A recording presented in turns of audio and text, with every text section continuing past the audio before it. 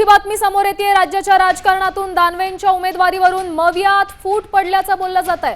काँग्रेस पक्षश्रेष्ठी नाराज असल्याचंही कळतंय। उद्धव ठाकरे यांच्याऐवजी अंबादास दानवे यांना उमेदवारी दिल्यामुळे आता महाविकास आघाडीत बिघाड झाल्याच्या चर्चा सुरू झाल्यात।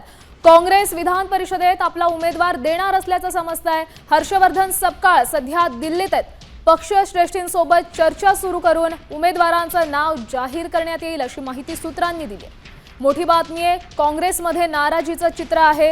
हर्षवर्धन सपकाळ हे आपला उमेदवार जाहीर करू शकतात, कारण उद्धव ठाकरे यांना उमेदवारी दिली तर काँग्रेसचा पाठिंबा असेल असं वारंवार काँग्रेसकडून सांगण्यात आलं होतं।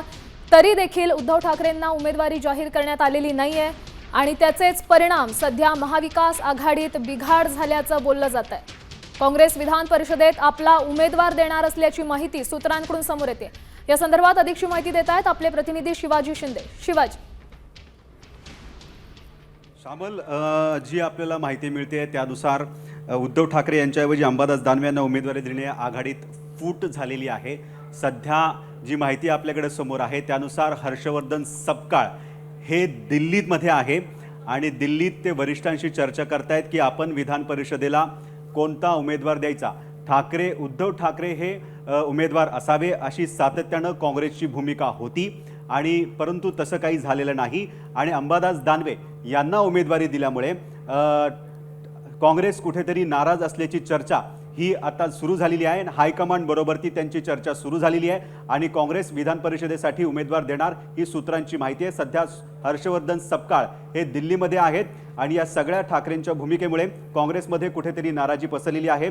आघाडीत बिघाडी झाल्याचं हे चित्र आता सध्या महाराष्ट्राच्या राजकारणात दिसतंय। उद्धव ठाकरे हे विधान परिषदेचे उमेदवार असावे हे सातत्यानं महाविकास आघाडीतल्या मोठ्या नेत्यांची भूमिका होती। मग त्यामध्ये हर्षवर्धन सपकाळ असतील, त्यानंतर सुप्रिया सुळे असतील, यांची सुद्धा ही भूमिका होती की उद्धव ठाकरे हेच विधान परिषदेसाठी उमेदवार असावे, परंतु अशी कुठलीही भूमिका ठाकरे सेनेकडून झालेली नाही।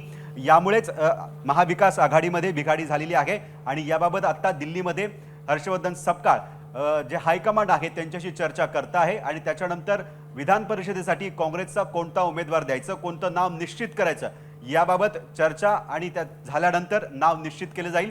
परंतु या सगळ्या भूमिकेमुळे उद्धव ठाकरेंचं नाव न आल्यामुळे अंबादास दानवेंचं नाव आलंय, यावर आता काँग्रेस कुठेतरी नाराज आहे आणि महाविकास आघाडीमध्ये बिघाडी झाल्याचं चित्र पाहायला मिळत आहे। नक्की शिवाजी, धन्यवाद तुम्ही दिलेल्या या सविस्तर अपडेटसाठी। तर आपण पाहू शकतो उद्धव ठाकरे यांच्या नावाऐवजी अंबादास दानवे यांना उमेदवारी दिली आहे, त्यामुळे महाविकास आघाडीत बिघाड झाल्याचे चित्र आहे। सध्या काँग्रेस विधान परिषदेत आपला उमेदवार देणार अशी माहिती सूत्रांकडून समोर येते।